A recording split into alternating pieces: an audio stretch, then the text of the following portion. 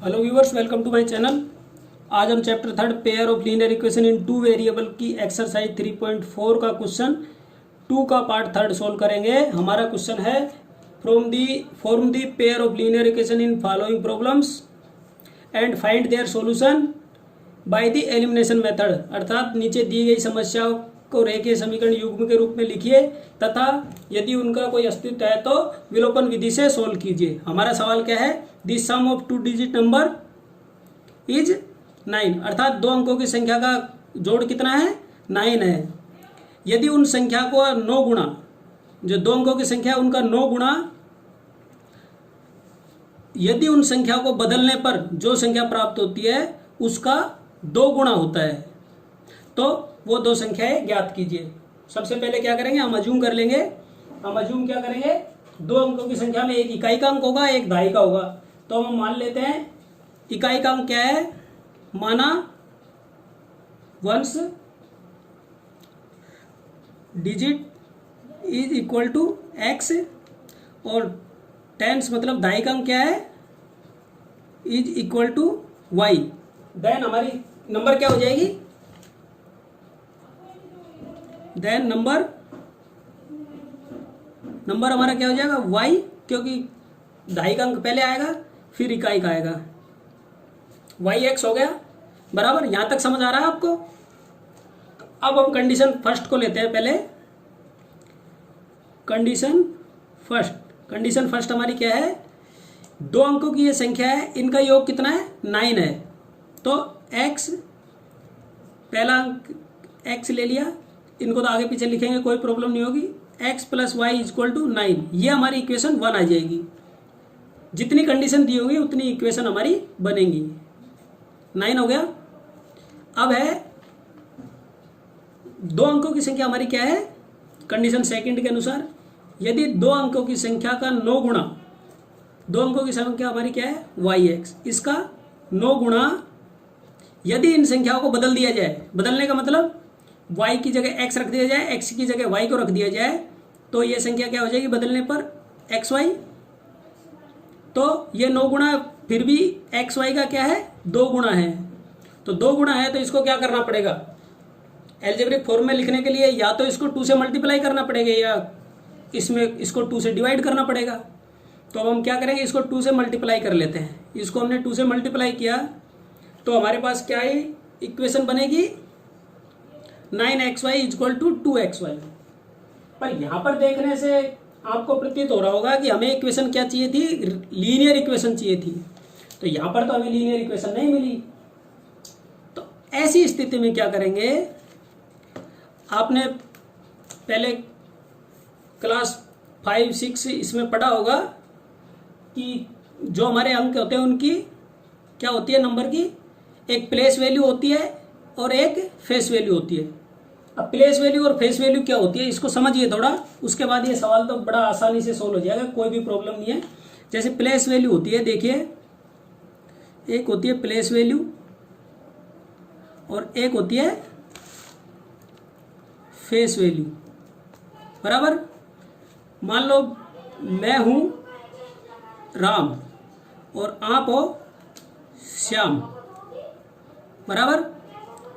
आप श्याम हो और मैं राम हूं, तो हमारी फेस वैल्यू क्या होगी?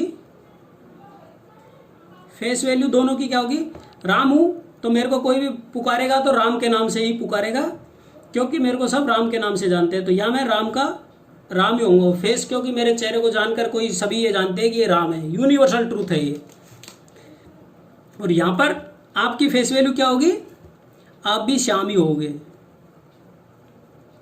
बराबर। यहां तक आपको समझ आ रहा है? अब देखते हैं प्लेस वैल्यू। प्लेस वैल्यू क्या होती है? प्लेस वैल्यू क्या होती है? उस स्थान की वैल्यू कि वह अंक इकाई की जगह रखा है या दहाई की जगह रखा है। जैसे यहां पर राम की वैल्यू, फेस वैल्यू तो राम ही थी, पर प्लेस वैल्यू मैं राम हूं, राम इजे क्या है? टीचर है। तो इसकी फेस वैल्यू क्या है? इसकी जगह है, यह एक टीचर है। और श्याम, आपकी प्लेस वैल्यू क्या है? जिस स्थान पर आप बैठे हो, आप एक मान लिया कलेक्टर हो। तो आपकी, मेरी और आपकी प्लेस वैल्यू हो गई, मैं एक टीचर हूं, आप एक कलेक्टर हो, अलग अलग है प्लेस वैल्यू। और फेस वैल्यू क्या है, मैं राम हूं तो नाम राम ही रहूंगा और श्याम हूं तो श्याम ही रहूंगा। ठीक इसी प्रकार अब हम अंकों को लेते हैं। हमने एक अंक लिया 85। अब इसकी फेस वैल्यू देखते हैं। इसकी फेस वैल्यू देखेंगे तो यह आएगी 5 और इसकी भी फेस वैल्यू देखेंगे तो यह आएगी 8, क्योंकि 8 8 ही रहेगा, 5 5 ही रहेगा। ये क्या है, फेस वैल्यू 8 8 और 5 5।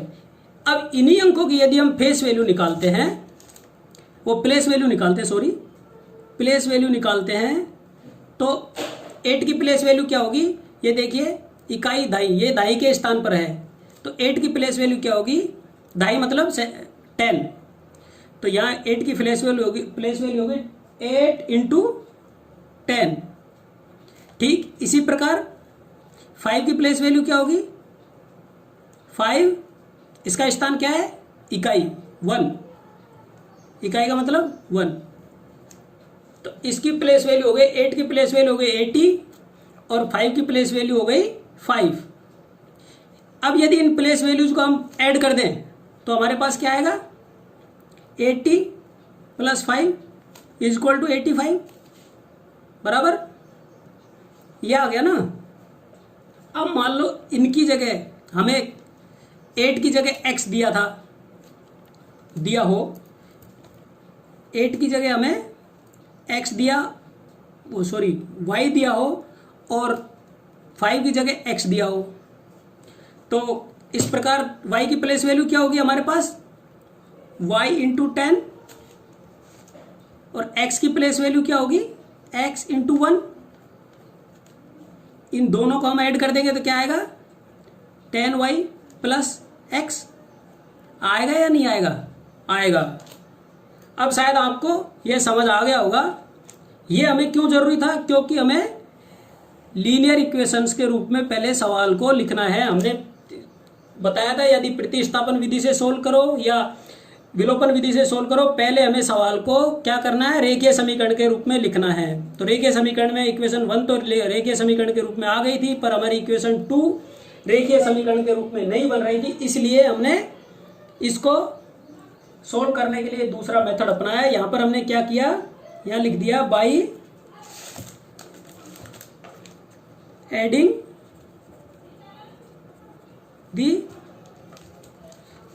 दी क्या,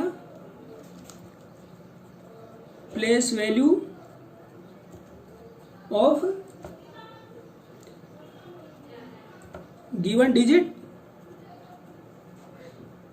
गिवन डिजिट क्या है हमारी, yx एंड xy, अर्थात हमें ऊपर दी गई संख्या yx और xy को प्लेस वैल्यू अर्थात स्थानीय मान के योग के बराबर लिखने पर क्या आएगा, स्थानीय मान के योग के रूप में लिखने पर हमें क्या मिलेगा, यहाँ पर देखते हैं हम 9, इसमें प्लेस वैल्यूज का एडिशन करेंगे तो हमारे पास आएगा 10y plus x is equal to 2, यहाँ पर भी 10x, क्योंकि ये दाई के स्थान पर है तो 10x हो जाएगा, प्लस ये इकाई के स्थान पर है तो ये 1y हो जाएगा।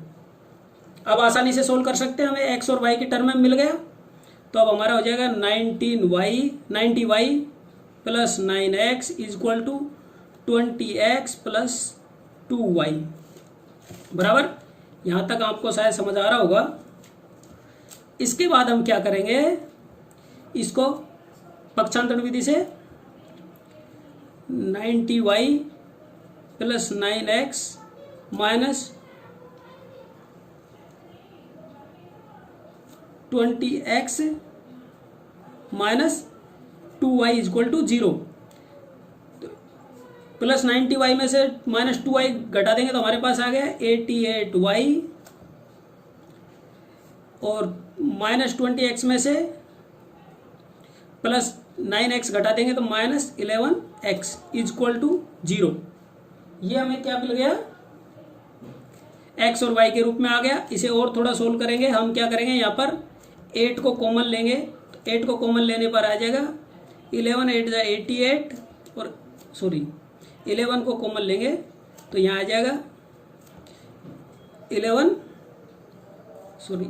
को हमने कॉमन लिया तो 11 8 जा 88, 8y minus x is equal to 0। अब इसको और सोल्व करेंगे तो 8y minus x is equal to 0/11,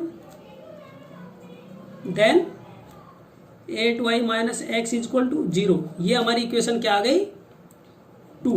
इस प्रकार हमने इस सवाल को एल्जेब्रिक फॉर्म के रूप में लिख लिया। ये हमें क्या हो गई 2 इक्वेशन मिल गई। स्टेप फर्स्ट हमारा सोल्व हो गया। अब इसे क्या करना है, हमें यहाँ पे बिल्कुल भी कंफ्यूजन नहीं होना है। सवाल को अच्छे से पढ़ेंगे जब भी पता पड़ेगा। अब यहाँ पर आ गए, कई लोग क्या होते हैं यहाँ पर आते ही इसको प्रतिस्थापन विधि से कर देते हैं, y का मान x के रूप में निकाल लेते हैं और उसको सब्स्टिट्यूट कर देते हैं। इस प्रकार आंसर तो आ जाएगा पर हमारे सवाल में जो मांगा गया वो नहीं आएगा, क्योंकि हमें क्या करना था विलोपन विधि से ज्ञात करना है। तो विलोपन विधि के लिए हमें इसको लीनियर इक्वेशन के रूप में लिखना पड़ेगा, फिर एक सूटेबल वेरिएबल से मल्टीप्लाई करना पड़ेगा। देखते हैं स्टेप 2 में सूटेबल वेरिएबल।